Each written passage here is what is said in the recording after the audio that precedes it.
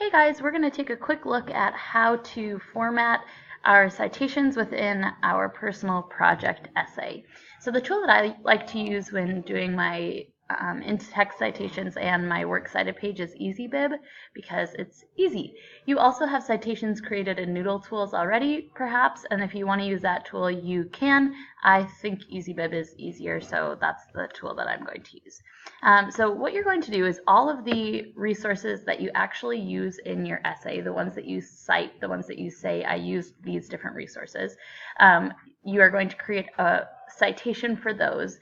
If you don't use the resource in your essay, don't create a citation for it. So let's dive in. Here's one of the resources. Oh, shout out to the student whose essay I'm using as an example. Here's one of the resources that the student used within her essay. So I'm going to copy by hitting Control-C or doing that. I'm going to paste it here, and then I'm going to click Cite It.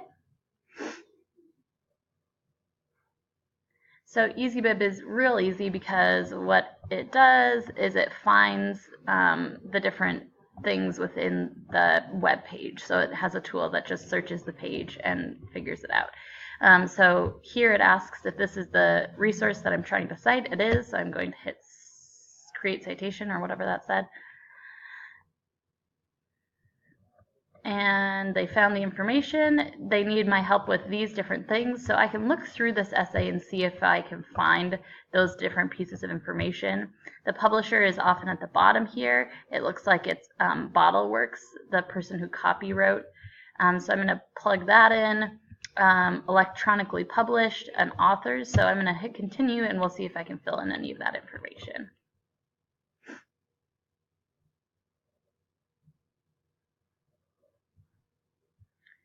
So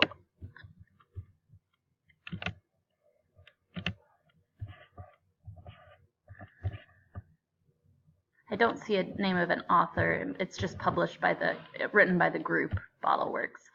So I'm going to go down here. I'm going to say that the contributors are, corp here means corporation.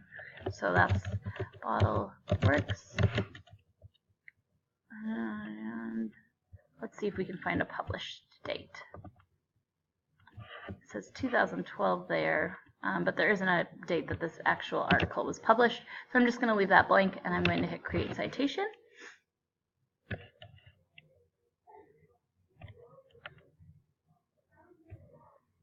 And my citation is here. So what I'm going to do is I'm going to copy this, or I'm going to click this, and then I'm going to go to my essay, and I actually need to create a new page for my works cited page. So I'm just going to hit the enter button until I get to a new page. I'm going to center it, and I'm going to type works cited. I'm not going to change the font size or anything like that. I'm going to hit enter once, so I'm on a new line, and I'm going to go all the way to the left-hand side.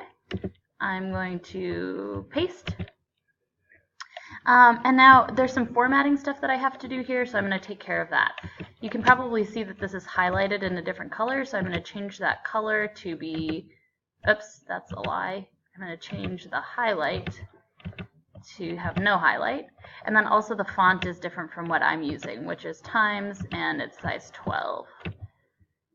So I'm going to change that so it matches the formatting exactly.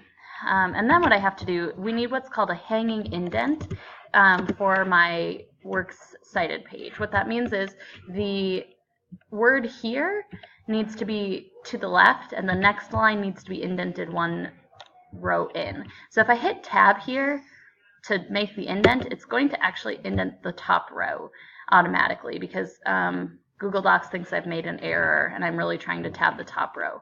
So what you have to do is you have to break these two lines apart, and you do that by going in front of the second line, hitting enter, and nothing will happen because these two lines are just being broken apart even though they were already on separate lines.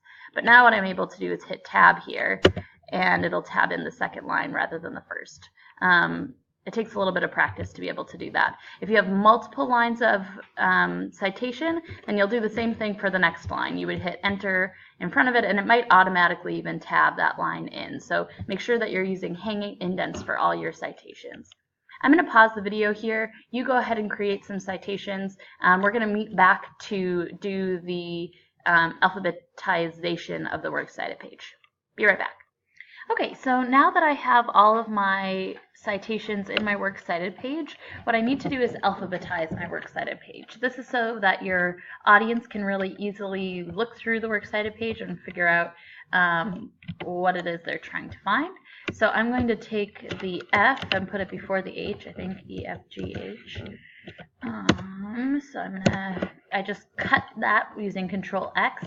And then I'm going to paste it here, and now my Works Cited page is totally organized in alphabetical order from the first entry. Okay, so now the next task is to make sure that I've properly created parenthetical citations within my paper. So I'm going to scroll up to the 9th and 10th paragraph. You also might have parenthetical citations in your 4th and 5th paragraphs. So I'm going to find, I believe that there's a citation from this article, Benefits of Bottle Construction. What you're going to cite in the parenthetical citation is the first entry in your Works Cited page. So for this citation, I would use Bottle Works in the parenthetical citation. For this one here, I would use Fisher.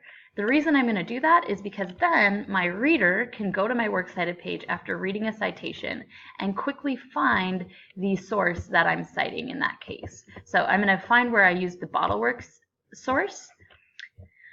I'm going to go to paragraph 10, 9 or 10, I think.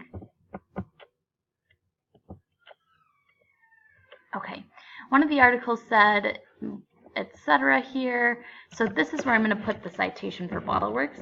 I'm going to delete this period here because it's actually going to be bumped outside of the quotation when we use MLA citations. So I'm going to say Bottle Works because that's where that quote came from. And then I'm just going to put the period right here. I'm going to do that for all of my citations so that every quote that I use has a parenthetical citation that follows it.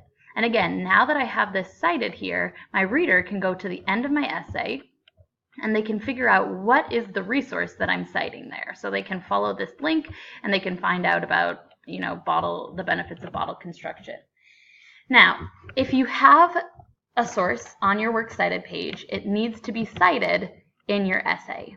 Okay, so there should not be any additional sources on your Works Cited page than the ones that are in your essay.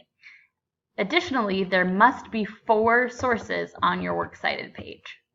So that means that within your essay, you need to cite 4 different sources. Okay, so that's going to be really important. Now let's go ahead and move on to talk about the appendices, the appendix.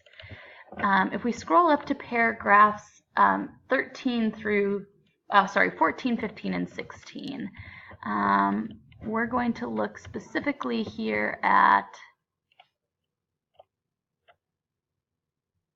this paragraph. Here this author references her timeline. So this is exactly how you're going to talk about it. You'll just sort of tell what the activity from your workbook is here. So this challenge is seen in my timeline, which shows I had to push back the completion dates. And then you have a period here. The way you're going to format this is you're going to say personal project workbook, and then the page number that activity came from your personal project. So for this timeline, it's on page 47. So I'm going to type 47. And now I've cited the personal project and that it's on page 47. So what your reader can do now is they know that this is from the appendix. It's the personal project workbook page, and they can flip to the appendix. They can find page 47. So those are the important things that we're going to go over in this video.